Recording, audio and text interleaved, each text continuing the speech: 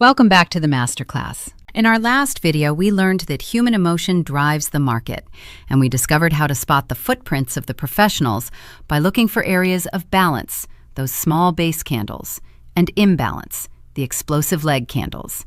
But knowing that an imbalance exists isn't enough to make a profitable trade. We need precision. We need to know exactly where to enter the market and exactly where to place our safety net to protect our capital. Today, we are going to learn the art of zoning. We are going to look at the 4 specific candlestick combinations that create supply and demand formations. Then, we are going to learn how to draw the precise boundaries around these formations, known as entry and boundary lines. Let's jump into the charts. Part 1, the 4 core formations. As we covered previously, every supply and demand zone is made up of 3 elements. 1, the leg in, the price action prior to the base. 2, the base, the area of balance where unfilled orders reside. 3, the leg out, the explosive price action leaving the base. When we combine these 3 elements, they create 4 specific pictures on our chart. 2 of these formations create demand zones, where we want to buy, and 2 create supply zones, where we want to sell. Let's look at demand first. The first demand formation is a reversal pattern called a drop base rally, DBR. Price drops down, pauses to form a base, and then aggressively rallies upward. The second is a continuation pattern called a rally base rally, RBR.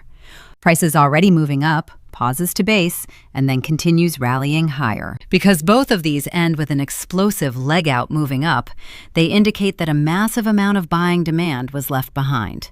Now let's look at supply. The first supply formation is a reversal pattern called the rally base drop, RBD.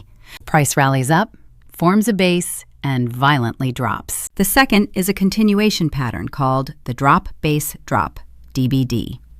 Price drops, bases, and drops again. Both of these end with an explosive leg out moving down, showing us that overwhelming selling supply took control of the market. Part 2. What are entry and boundary lines?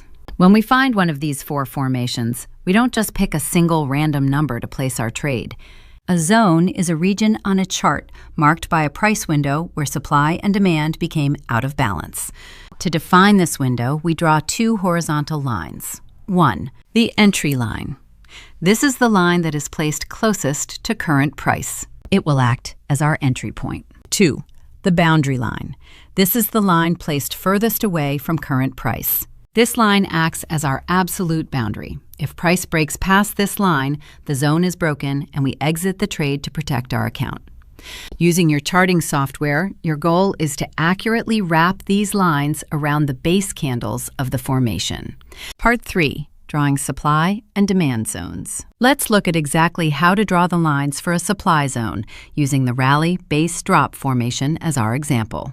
When placing the entry line for supply, we look at the base candles. We want to draw this line at the lowest candle body in the base. This is the preferred placement because it ensures we don't miss the entry when price returns. Next, we place the boundary line. This is drawn at the highest price of the entire rally base drop formation. This means we are placing it at the very tip of the highest wick in that base. The area between that lowest body and highest wick is your official supply zone. For a demand zone, we simply invert the rules. To draw the entry line on a drop base rally, we place our line at the highest candle body in the base. This is the price closest to the current market. Then, we place our boundary line at the absolute lowest price, the lowest wick, of the entire formation. This process isolates the exact range where the institutional buyers and sellers fought their battle, giving you a low-risk, high-probability entry point. Part 4. The advantages of proper zoning. Why are we so obsessed with drawing these lines perfectly? Because correctly defining your zones gives you 3 massive advantages in the market. First, it provides a low-risk entry. Because your boundary line is drawn precisely at the extreme of the base, you know exactly where you are wrong. Your stop loss is tight and clearly defined. Second, it provides high reward potential. We are buying at wholesale, demand, and selling at retail, supply, alongside the institutions. Third, it establishes the foundation for a strictly rule-based strategy. There is no guessing. If price isn't in a zone, we don't trade, period. To recap, 1. We have 2 demand formations, drop base rally, DBR, and rally base rally, RBR. 2. We have 2 supply formations, rally base drop, RBD, and drop base drop, DBD. 3. We define these zones using an entry line, closest to price, and a boundary line, furthest from price. But here is the million-dollar question. Just because you find a zone, does that mean it's a good zone? How do we separate a weak zone that will fail from a highly explosive zone that will make us money? In our next video, we are going to learn how to grade our zones using the zone structure boosters, strength, time, and freshness. We will learn how to score every setup so we only take the absolute best trades. Hit subscribe, open up your charting platform, and practice drawing those entry and boundary lines. I'll see you in the next lesson.